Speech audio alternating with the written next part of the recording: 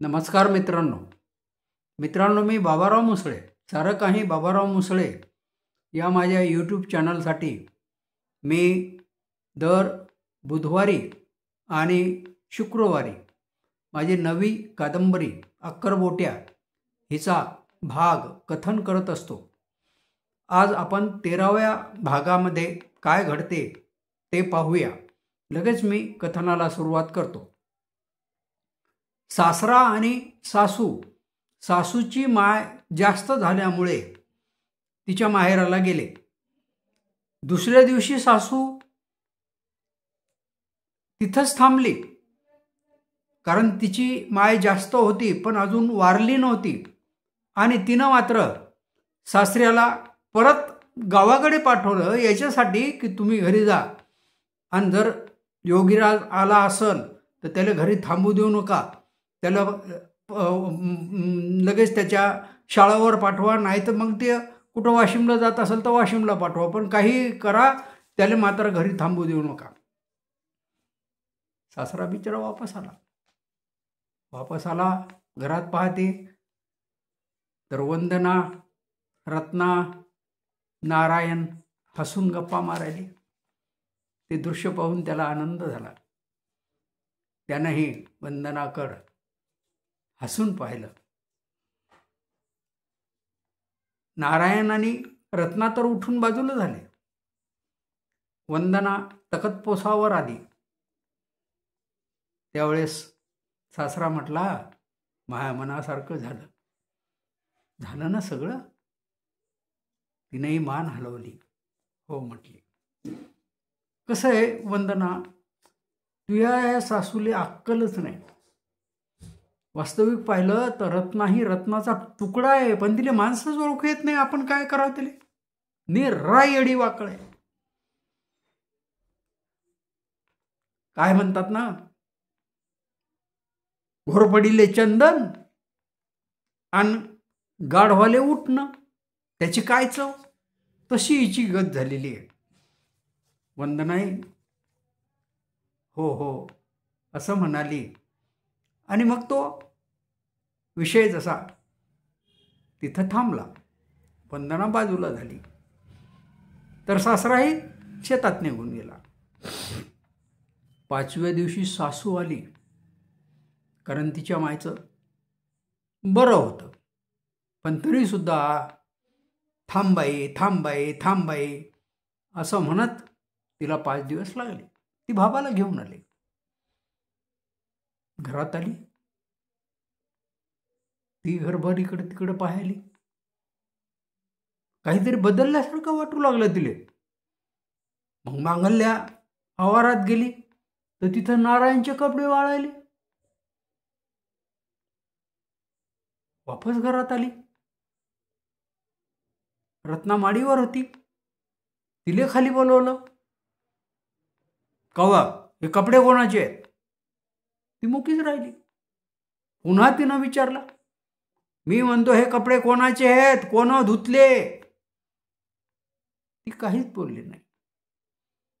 दोनदा तीनदा विचारूनही तिनं तोंडातून शब्द काढला नाही, कारण नारायणनं तिला हाय मंत्र दिला होता की माय काही म्हणो, काही बोलो, आपण तोंड उघडायचं नाही। तिनं मारलं तरी चालत।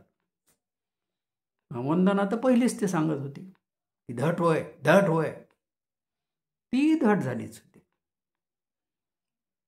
आता ती सरावली होती ना नारायणला, त्यामुळे त्याच्या बोलण्याचा तिच्यावर परिणाम होणारच, आणि तो झालाच।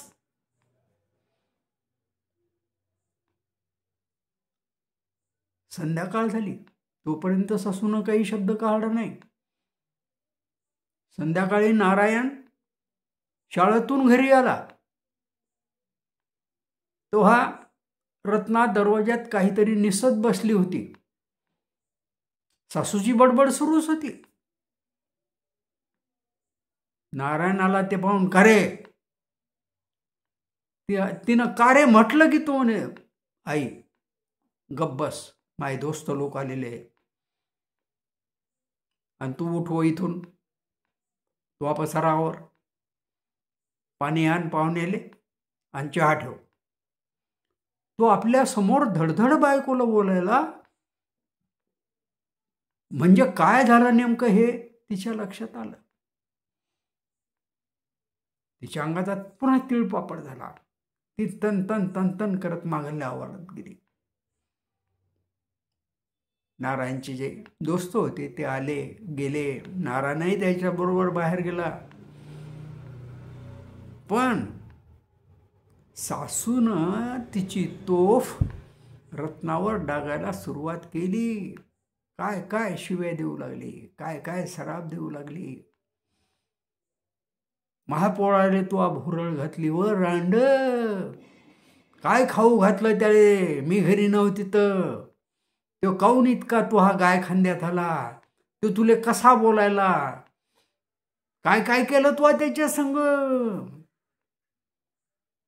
थांब, त्या वंदिले आल्यावर विचारतो. त्या खरकटलेले किती खेप मी किती जणाजवळ निरोप पाठवले की ध्यान देजो बरं का, ह्यो योग्या घरी येऊ नको. पण मी गेली आणि इकडं सगळं वाटुळं केलं तुम्ही. संध्याकाळ झाली. सासरा घरी आला. सासऱ्यापुढे पुन्हा तिनं तीच रिकाट लावली. सासऱ्यानंही काही ध्यान दिलं नाही. सासरा जेवला, नारायण बी जेवला.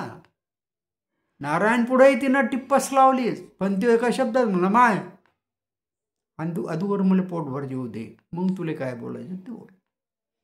पण ती जास्तच उसळली. त्याने आपलं अर्धवट खाल्लं काहीतरी आणि हात धुतला आणि बाहेर निघून गेला. रत्ना जेवली. आता ती वाट पाहत नव्हती सासूच्या जेवणाची. तिनं काही सासूले म्हणलं नाही जेवण गिवाण काय नाही. पसारा आवरला, भांडे घासले, घर झाडून काढलं. त्या दोघांच्या बाजा घरात आणून टाकल्या, म्हणजे सासूची आणि सासऱ्याची, त्याच्यावर आथरून टाकले आणि सरळ आपला कंदील घेतला, लावला, तांब्या आणि कंदील घेऊन ती माडीवर झोपायला गेली. आता ती माडीवर झोपत होती कवा कवा कवा कवा खाली झोपत होती ही, त्याच्यामुळे सासूला काही त्याच्यात काय वेगळं वाटलं नाही. मोठा दरवाजा उघडत होता. नारायण बाहेर गेलेला होता. तो आल्यावर आपण लावू, म्हणजे योगी आल्यावर आपण लावू असं सासूचं म्हणणं. आणि खूप उशिरा नारायण घरी आला तर तो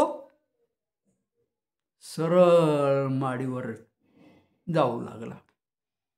तशी सासू उसळून बसली आणि त्याला बोलली, नाऱ्या, योग्या काय करायला, योग्या काय करतं, कशाला मरणाच्या खाईत चालला, योग्या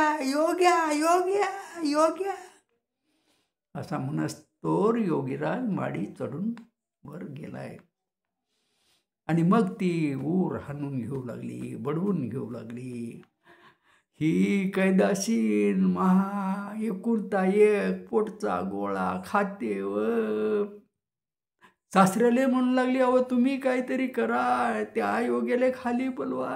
अरे योग्या खाली ये रे चंडाळा, उद्या पायट तू मड खाली येईल रे, तू नाहीस येणार रे. तिचा विलाप चालू होता, पण योगीराज खाली आला नाही. पण तू विचलित मात्र झाला.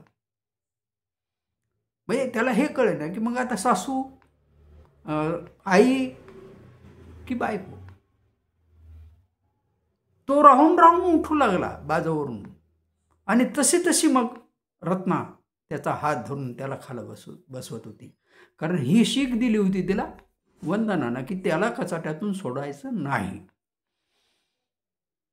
आणि शेवटी खालून मग इतक्या मोठ्यानं ओरडली सासू की थांब, मी तुझ्या पोटाचा कोथळाच फाडतो. असं म्हणून तिनं धडपडत चुलीजवळ कांदा चिरण्यासाठी ठेवलेला इळा उचलला आणि ती शिडी चढायला लागली. हे सासऱ्याच्या लक्षात आलं. तसा सासरा ओरडला, नारायण एक पाऊल पुढं टाकू नको. तरी पण ती ऐकत नव्हती, ती चढतच होती. सासरा जवळ आला, 2 चिड्याच्या पायऱ्या तोही चढला आणि त्यानं तिला धरून खाली खेचलं. ती खाली पडली, तशी ओरडली. पण सासऱ्यानं तिला पायाखाली तुडवलं, इतकं तुडवलं की आयुष्यात तिनं कधीही पाहिलं नव्हतं. आणि काय मग तिचा विलाप. रात्रभर ती रडत होती. माडीवरही अशांतता होती. खाली कोणाला झोप लागली नाही आणि वरही कोणाला झोप लागली नाही. सकाळी जेव्हा नारायण खाली उतरून आला तेव्हा त्याच्याकडे पाहून सासू म्हणली, नार्या मेला मेला मेला वा नार्या राती देवा. मित्रांनो, याही भागाला आपण नेहमीप्रमाणे लाईक करणार आहात, कॉमेंट्स देणार आहात, शेअर करणार आहात आणि मोठ्या संख्येने या चॅनलला सबस्क्राईब देखील करणार आहात. पुन्हा पुढच्या शुक्रवारी भेटू. तोपर्यंत